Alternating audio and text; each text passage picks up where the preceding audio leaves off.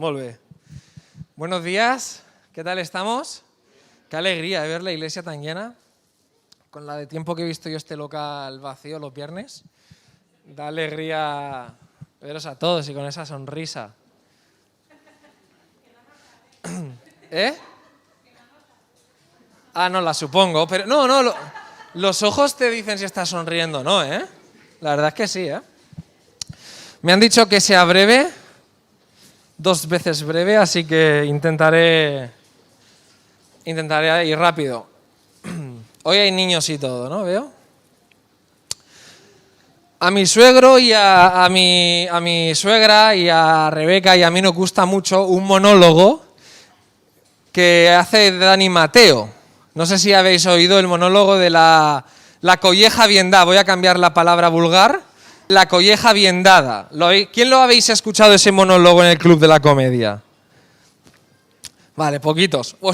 Es un monólogo que es muy bueno porque es un chico que lo que hace es describir, cuando él era niño, cómo su padre, cuando se portaba mal o sin portarse mal, le pegaba la colleja para castigarle. Cómo su padre era de rígido en la infancia, ¿no? Y el monologuista lo que hace es una ironía y se ríe de la situación actual con el tema de la disciplina de los niños, ¿no? Y él habla de que en su época la disciplina era como Dios mandaba, que lo que hay hoy en día es ridículo, ¿no? Y de eso va el monólogo.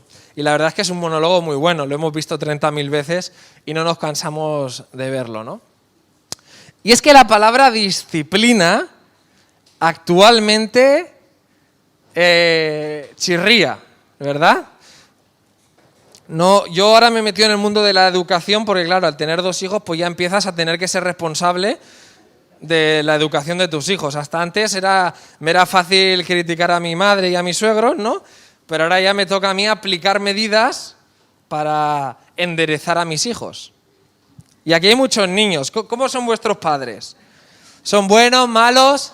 A ver, los padres malos, los hijos que levanten la... No. La palabra disciplina duele. Yo de niño me crié en una iglesia. Mira, eso para los niños. Yo tenía 5 años.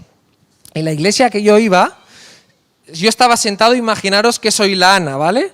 Y estoy aquí sentado y la Ana ahora empieza a jugar con el niño de detrás. Y a mirarse y a reírse, ¿sí? ¿Sabéis lo que hacía el anciano de mi iglesia? Me cogía, me llevaba al lavabo y me pegaba con una vara. Eso era mi iglesia. No voy a decir ni el lugar ni dónde, pero yo me crié en una iglesia que tú ibas al lavabo y encima del botiquín había una vara. Entonces el concepto de disciplina, según cómo lo veas, puede ser más rígido o más blando, ¿verdad? Y habrán aquí niños que dirán que sus padres son muy malos y niños que sus padres simplemente se aprovecharán de la debilidad, ¿verdad? Jijijiji. Disciplina. El texto de hoy que voy a compartiros tiene que ver con la disciplina de Dios. ¿Sí? Y no lo voy a leer todo entero por ahorrarme el tiempo de la lectura, pero sí que lo iremos leyendo a porciones a medida que avancemos. Normalmente, ¿cómo empieza en casa una disciplina? ¿Sí? Yo tengo la referencia de mi cuñado Marc. Marc, lo siento, hoy te voy a utilizar. Acabamos de comer y Marc, una de sus funciones es poner, o a veces poner el lavavajillas o ayudar, ¿no? Pero a veces, ¿qué hacemos? Acabamos de comer y no hacemos lo que toca. Y entonces se acerca el padre o la madre al sofá, te coge el móvil y te dice, como no hagas lo que te digo, te quedas sin el móvil 3 días. En el mejor de los casos es un día, ¿no? Pero empieza así. Tú eres el niño que te han avisado muchas veces que sabes lo que tienes que hacer y no lo haces cuando toca. Entonces tu padre y tu madre se acercan a ti y te advierten. Si no haces lo que te digo, atente a las consecuencias, ¿no? Así empieza la disciplina. Vamos a buscar en Malaquías capítulo 2. Malaquías 2 es fácil de buscar porque es el último libro del Antiguo Testamento. Para los niños especialmente se agradecen estos libros así organizados. Malaquías capítulo 2, versículo 1, y leeremos hasta el 16, pero a trozos. ¿De acuerdo? Malaquías 2, 1. Dice así: ahora pues, oh sacerdotes, para vosotros es este mandamiento. Si no oyereis y no decidís de corazón dar gloria a mi nombre, ha dicho Jehová de los ejércitos, enviaré maldición sobre vosotros y maldeciré vuestras bendiciones y aún, fijaos, aún las he maldecido porque no os habéis decidido de corazón. He aquí yo os dañaré la sementera y os echaré al rostro el estiércol y el estiércol de vuestros animales sacrificados y seréis arrojados juntamente con él. Primera parte. Aquí llega la advertencia. Cuando tu papá o tu mamá se acercan a ti y te dicen, si no haces lo que toca, prepárate. Y te dice el castigo, ¿verdad? Dios hace lo mismo con vosotros y con los grandes. Dios nos avisa de algo que ya nos había dicho que teníamos que hacer y si no lo hacemos, tenemos consecuencias. Y fijaos qué duras son las consecuencias. Dice, ahora pues, oh sacerdotes, para vosotros es este mandamiento. Pregunta, atentos, ¿a quién va dirigido este mensaje? Fuerte, fuerte, no oigo. A los sacerdotes. ¿Quiénes de aquí sois sacerdotes? A la Daniela se ha venido arriba, ¿eh? Son estudiantes de teología. Este mensaje iba dirigido a los sacerdotes y uno de mis grandes problemas con esta lectura, decía mi suegro esta semana, que es que me cuesta mucho aplicarlo al colectivo general, porque realmente a simple vista os tendría que invitar a iros a todos y quedarme con Rubén y con Isaac y darles este mensaje porque Malaquías se dirigió a los sacerdotes, a los líderes del momento. Por lo tanto, hasta que la reunión posterior os invitaría a iros y ya está. ¿Qué dice Primera de Pedro capítulo 2, versículo 9? Dice así, mas vosotros sois, hablando de la iglesia, linaje escogido. ¿Qué más? Real sacerdocio. ¿Cuántos de aquí sois sacerdotes? ¿Cómo cambia la cosa, eh? Claro, es muy bonito ver el Antiguo Testamento a la luz del Antiguo Testamento. Pero la Biblia, en el Nuevo Testamento, nos avisa que todos somos no sacerdotes, somos el real sacerdocio. Nos ha subido el nivel del sacerdote. Así que este mensaje tiene mucho que decirnos a cada uno de los que estamos aquí. ¿Qué era un sacerdote? Niños, ¿sabéis qué era un sacerdote? ¿En el cole os lo han explicado? ¿No lo han explicado? Antiguamente, para agradar a Dios, ofrecían animales y ofrecían sacrificios para que Dios no se enfadase y estuviese contento cuando hacían cosas malas. Y el sacerdote era el que se encargaba de coger el animal que tú le llevabas, lo sacrificaba y lo ofrecía a Dios. Y le decía, por favor, Dios, perdona a este hombre que ha hecho esta cosa mala. Eso es lo que hacía un sacerdote. Era el mediador entre Dios y nosotros. Es como cuando tú haces una cosa mala en casa y le dices al tete, ¿ves? Porfa, hablar con los papas y dile que ha sido sin querer, ¿no? Algo así. Los sacerdotes eran los que se comunicaban con Dios. ¿Qué pasaba? Que si ellos eran peores que el que había hecho la cosa mala, ¿qué mediación iba a tener con Dios si tú eres peor que yo? En la época de Malaquías, los sacerdotes eran peores que los propios israelitas, el pueblo normal, ¿no? Dice, si no oyereis Y si no decidís de corazón dar gloria a mi nombre, ha dicho Jehová de los ejércitos, enviaré maldición sobre vosotros. Es cuando tu padre o tu madre te dicen, si no lo haces, prepárate. Es la misma expresión de parte de Dios, diciéndole a los sacerdotes y a los oyentes, si no hacéis lo que os he avisado, prepararos. Pero dice, y no decidís dar gloria a mi nombre. Mirad, niños, esto es muy importante que lo entendáis. Y permitidme hablar a los niños porque están los niños, pero va para los adultos, ¿eh? Cuando tú haces lo que tus padres te dicen, aunque no lo parezca, tus padres se sienten orgullosos de lo que tú haces. Y la gloria de tus padres se crece. Cuando tú marcas un gol en el patio, en el fútbol, o cuando haces bien un ejercicio de gimnasia, tus padres ahí en la grada son como pavos reales, en realidad, aunque no lo veáis, se crecen. ¿Por qué? Porque lo que hacen sus hijos les honra. Lo que un hijo hace, honra a un padre. Lo que un sacerdote hacía, honraba a Dios. Y lo que estaban haciendo era lo contrario, avergonzar a Dios. Por lo tanto, Dios está enfadado porque en vez de hacer lo que tienen que hacer, hacen lo opuesto, avergonzar a Dios. Porque cuando tú haces mal las cosas y cuando te pegas en el deporte o chillas al entrenador, tu padre se quiere esconder y te castigará en casa.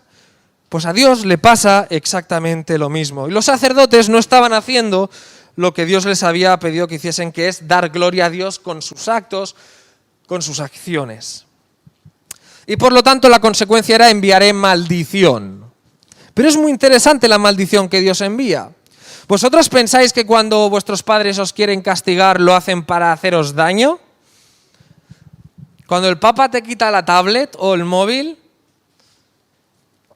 ¿es porque te quiere fastidiar? ¿O es porque quiere algo bueno para ti? Padres, ¿por qué lo hacéis? Para fastidiar. ¿Hay algún castigado en este momento en la sala? Seguro que la intención de tus padres o de tu madre es lo mejor para ti en este momento. Ese castigo es productivo. Dios, cuando castiga o que avisa que va a maldecir a los israelitas, no es porque quiera acabar con ellos y empezar de nuevo. Fijaos la expresión, dice, maldeciré vuestras bendiciones.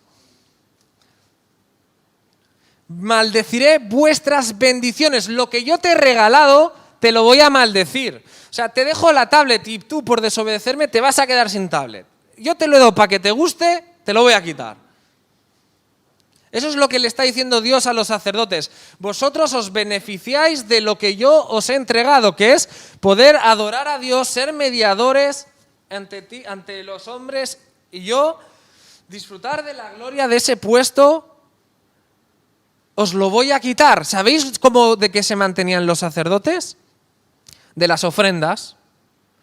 La gente iba al templo, ofrendaba y una décima parte de lo que llevaban se lo quedaban y con eso vivían. Esas eran sus bendiciones. Por lo tanto, Dios les va a decir, os voy a quitar el sustento, os voy a quitar lo que más necesitáis por no dar gloria a mi nombre. Dice, he aquí os dañaré la sementera y os echaré al rostro el estiércol y el estiércol de vuestros animales sacrificados y seréis arrojados juntamente a ellos. Esta imagen es muy espectacular. ¿Sabéis lo que es la sementera? Yo tampoco lo sabía, ¿eh? La sementera es la acción de sembrar. Claro, hay que entender el significado de esto para un sacerdote. Estamos hablando de la descendencia. Un sacerdote no es como los católicos que no pueden tener hijos, ellos se reproducían. Y como eran sacerdotes del linaje de Leví, era muy importante poder seguir teniendo hijos. Si no podían tener hijos, sus descendientes no seguirían siendo el linaje de Leví y perderían el privilegio de ser sacerdotes. Y Dios les dice, os heriré ahí, os quitaré la descendencia, la sementera. Vulgarmente se puede hacer un paralelismo con semen para imaginar qué significaba. Os quito eso, se os acabó la descendencia. Y lo más fuerte todavía. ¿Qué otra expresión dice Malaquías que va a hacer Dios?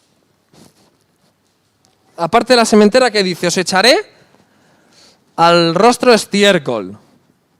¿Sabéis lo que es el estiércol? Eliezer, cariño, esta semana estas vacaciones donde hemos estado en la montaña. ¿Y qué fuimos a ver? ¿Qué animales fuimos a ver? Vacas, ¿no? ¿Y cómo olía eso? ¿Cómo olía el sitio de las vacas? A peste, ¿no? Uf. Hoy está muy sofisticado. Fuimos a una granja y habéis visto que habéis ido, ¿no? Que están todas las vacas y ahora está muy bien porque hay como una especie de cepillo que va arrastrando toda la porquería, el estiércol. El estiércol es la caca de los animales. Va arrastrándolo y bueno, casi no hay operarios que limpien. Algunos limpian las esquinas, pero la máquina lo va limpiando. Agua y nos hemos ahorrado un buen trabajo los humanos. En aquella época, los miles y miles de animales que se sacrificaban en el templo, imaginaos un animal a punto de morir, ¿cómo le va el intestino, eh? Pues todo ese estiércol acumulado, esa imagen que era un lugar donde se acumulaba todo ese estiércol, le dice Dios a los sacerdotes que os voy a echar eso en la cara. ¿Por qué te ríes, Ana?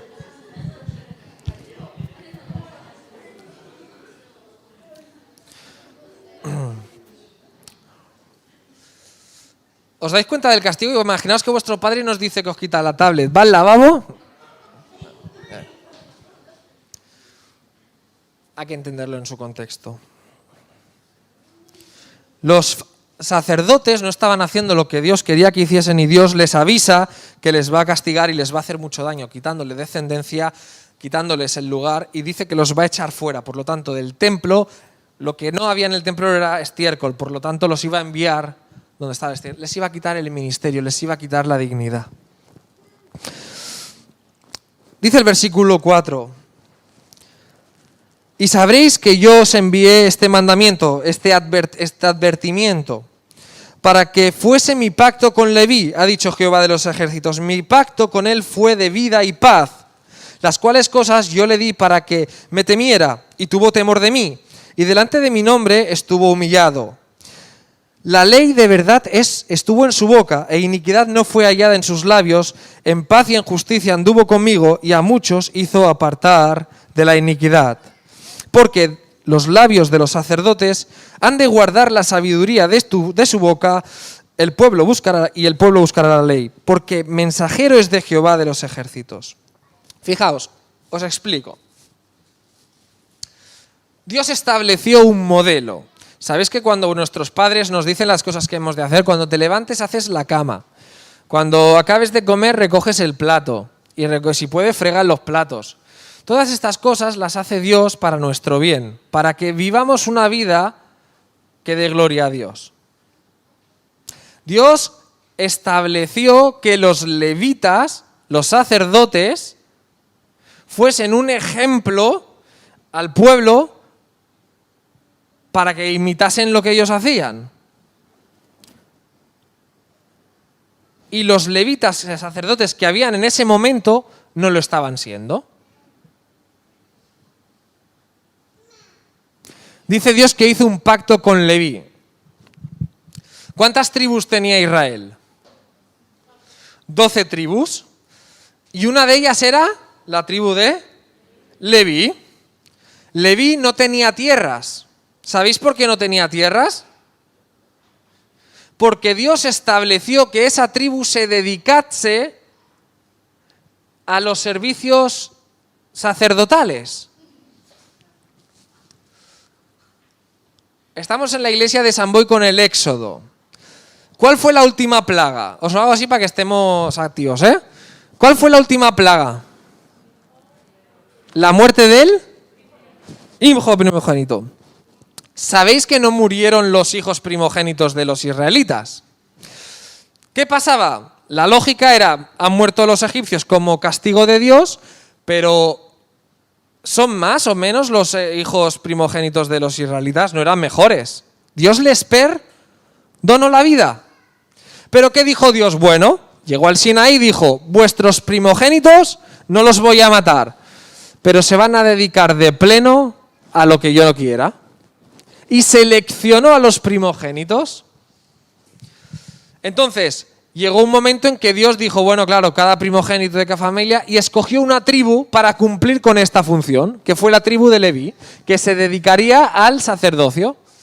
De ahí que Dios hizo un pacto con Leví.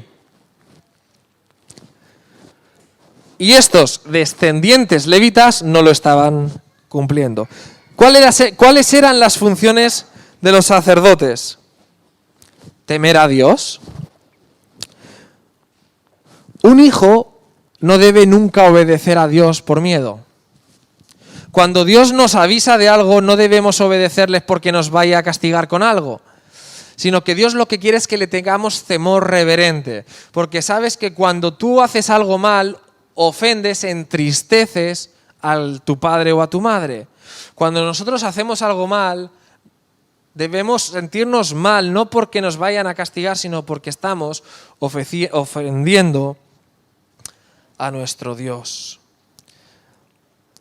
Los sacerdotes debían dedicarse a agradar a Dios y a darle gloria con su conducta, y no hacerlo entristecía a Dios. Debían enseñar la palabra, la responsabilidad era, según este texto, la ley de verdad estuvo en su boca. Los levitas originales se dedicaban a transmitir con exactitud la palabra de Dios al pueblo de Dios, y no lo estaban haciendo. Se dedicaban a juzgar, los sacerdotes, iba al pueblo cuando habían contiendas y juzgaban y decían lo que era bueno y lo que... jueces. Y tampoco estaban haciendo justicia en aquel momento aquellos jueces. Y así bastantes cosas más. Fijaos cómo era la situación que dice el texto en el versículo 9. Por tanto, yo también os he hecho viles y bajos ante todo el pueblo. O sea, estaban tan mal, haciendo tan mal las cosas que la gente ya ni les creía. Un poco lo que hoy en día pasa cuando la gente le preguntas por qué no es cristiana, ¿no? Pues porque miran a los de arriba y dicen, las cosas no están muy finas. Habían perdido la dignidad en aquel momento. Pero fijaos a dónde había llegado la actitud de estos sacerdotes. Versículo 10. Dice, ¿no tenemos todos un mismo Padre? ¿No nos ha creado un mismo Dios? ¿Por qué pues nos portamos deslealmente el uno contra el otro? Profanando el pacto de nuestros padres, prevaricó Judá, y en Israel y en Jerusalén se ha cometido abominación, porque Judá ha profanado el santuario de Jehová que él amó, y se casó con la hija de Dios, del Dios extraño. Jehová cortará de las tiendas de Jacob al hombre que hiciere esto, al que vela y al que responde, y al que ofrece ofrenda a Jehová de los ejércitos. Y esta otra vez haréis cubrir el altar de Jehová de lágrimas, de llanto y de clamor, así que no miraré más la ofrenda para aceptarla con gusto de vuestra mano. Mas diréis, ¿por qué? ¿Por qué Jehová ha testiguado entre ti y la mujer de tu juventud, contra la cual has sido desleal, siendo ella tu compañera y la mujer de tu pacto? ¿No hizo el uno habiendo en él abundancia de espíritu? ¿Y por qué uno? Porque buscaba una descendencia para Dios. Guardaos pues en vuestro espíritu y no seáis desleales para con la mujer de vuestra juventud, porque Jehová Dios de Israel ha dicho que él aborrece el repudio y al que cubre de iniquidad sus vestidos. Dijo Jehová de los ejércitos, guardaos pues en vuestro espíritu y no seáis desleales. Esta porción es la última, que la voy a tocar muy por encima. Fijaos, hemos visto que Dios avisó a los sacerdotes que no estaban haciendo lo que tenían que hacer. Dios dice en el mismo texto cómo debían ser esos sacerdotes, a qué dedicarse. Y ahora vemos dos consecuencias muy graves que estaban llevando a la ruina a la nación de Israel. Y son dos, la abominación y el adulterio.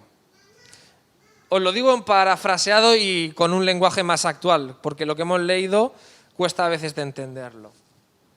Estaban haciendo abominación. ¿Sabéis qué hacían los israelitas? Se casaban con las mujeres de otras naciones.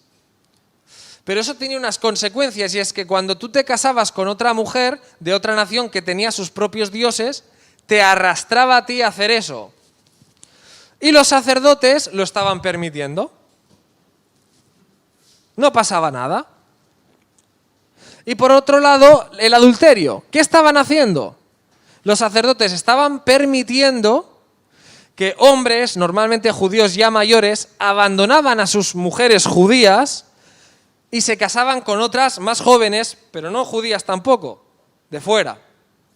Así que habían dos efectos: adorar a otros dioses y abandonar a sus propias mujeres. Claro, los judíos eran muy listos, porque en aquella época posexilio la nación de Israel no estaba en sus mejores momentos socioeconómicos. Entonces, cuando un judío se casaba con una pagana, su reputación social, su economía normalmente se veía beneficiada.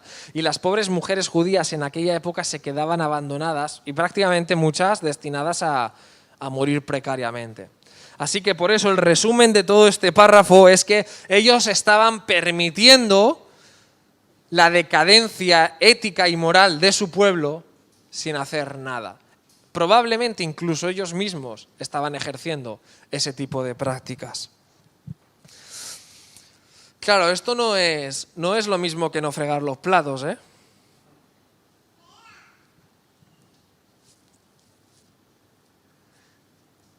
Hay dos referencias, una en Éxodo y otra en Números, de la gravedad de lo que esto suponía al pueblo de Dios. La primera es en Éxodo capítulo 32. ¿Os acordáis que Moisés subió al Sinaí? Bajó con 2 tablas en las manos, y cuando bajó, ¿qué se encontró? Todo un pueblo que se había descarriado y estaba adorando a un becerro de oro, porque tardaba en bajar Dios. ¿Sabéis lo que pasó? Que Moisés hizo cargarse a los culpables.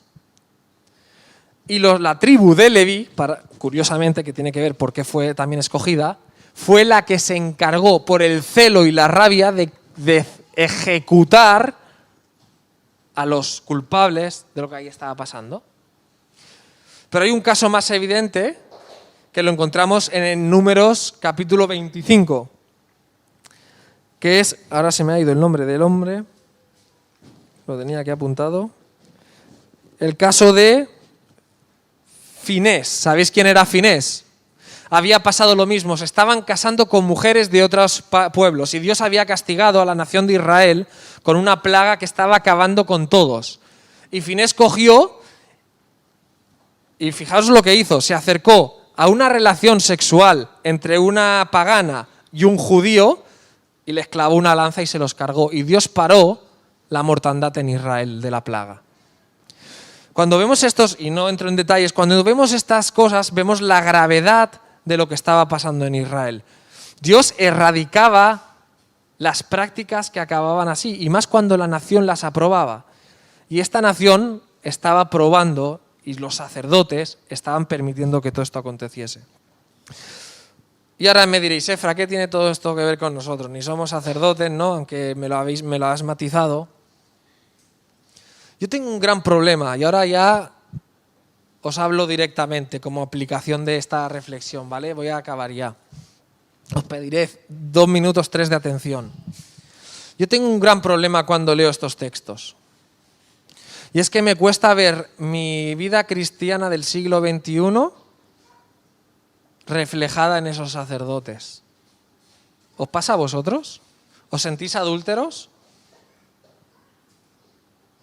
¿Os habéis casado con la líder de una religión satánica o de otro dios? ¿No, verdad? Tampoco os dedicáis a ir a Dios y pedir perdón por los demás, ¿no? ¿Pero creéis que este texto nos tiene que decir algo a nosotros hoy en día? Nosotros somos real sacerdocio. Todos los cristianos somos sacerdotes en este mundo. Acaba diciendo Primera de Pedro Dice, porque sois real sacerdocio, nación santa, pueblo adquirido. ¿Para qué? Este es un versículo que debemos saber todo cristiano. Para que anunciemos las virtudes de aquel que nos llamó de las tinieblas a la luz. En esta vida nosotros como creyentes debemos ser líderes espirituales ahí donde estamos. Debemos sacar a la gente de las tinieblas como hacían los sacerdotes y llevarlos a la luz. Guiarles por el buen camino a través de la palabra, de su ejemplo. Y aquellos sacerdotes no lo estaban haciendo, vivían vidas mediocres.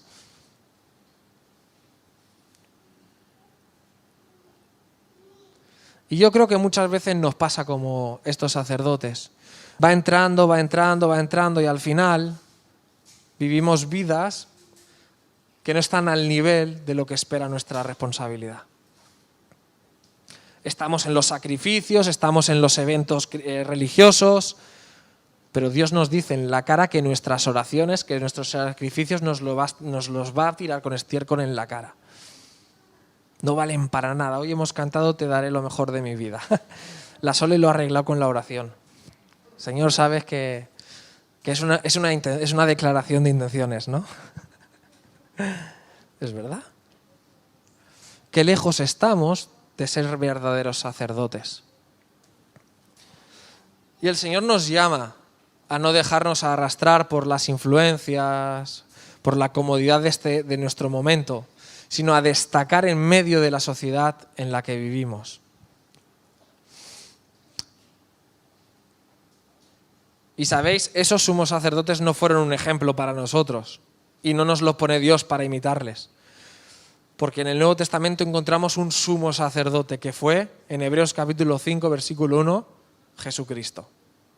Él sí que fue el verdadero sacerdote. Él vivió como debemos vivir todos, imitando su ejemplo. No sé si en esta mañana vosotros os sentís que sois sacerdotes. Yo cuando preparaba esta semana el texto lo leí, la primera vez que lo leí, sabes que le dije a Rebeca, no tengo ganas de prepararlo, porque sabía las consecuencias que tenía prepararlo. Porque tiene tela, ¿eh? Yo me he sentido apestado esta semana con este texto. En mi trabajo, en mi familia. Creo que estoy más cerca, ¿sabéis?, de la puerta del muladar. La puerta del muladar en el templo era la puerta por la que salía el estiércol, con los carros. Pues me he sentido muy cerca de esa puerta esta semana. Quiera Dios que podamos limpiarnos delante de Él las manos, la cara y ser nuevas criaturas. Que no nos conformemos a vivir vidas mediocres, que nos arrastra la sociedad, que no destacamos en nada, que no somos sacerdotes, que somos puros sacrificadores que vamos ahí con el animal a llorar, pero que en el altar de Dios somos avergonzados. Dios no va a escuchar nuestras oraciones. Que el Señor nos ayude. Y concluyo porque quiero hacer un puente con la reunión que hay ahora. Que no tiene que ver, pero creo que el texto nos lleva a eso. Este texto, ¿para quién iba dirigido y a quién os he dicho que tendría que quedarse aquí? Rubén, Isaac. No sé qué esperáis de Isaac y de Daniela en esta nueva etapa, este nuevo ciclo, esta renovación que empezamos. Pero nuestro papel no es ver cómo es de perfecto Isaac o Daniela, si son sacerdotes conforme a la Biblia. Es parecernos tanto a ellos como ellos se intenten parecer a Jesús. Y debemos seguir su estela, y si su estela no da para más, tenemos que superarla, para que la gloria de Dios en Santa Coloma tenga un real sacerdocio. ¿Sí? Acabamos con oración.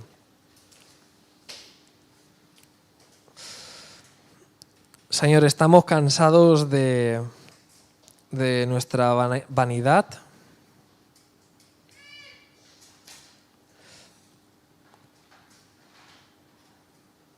Como niños, Señor, nos cansa oír a nuestros padres decirnos haz esto, haz lo otro, qué pesados, ¿no?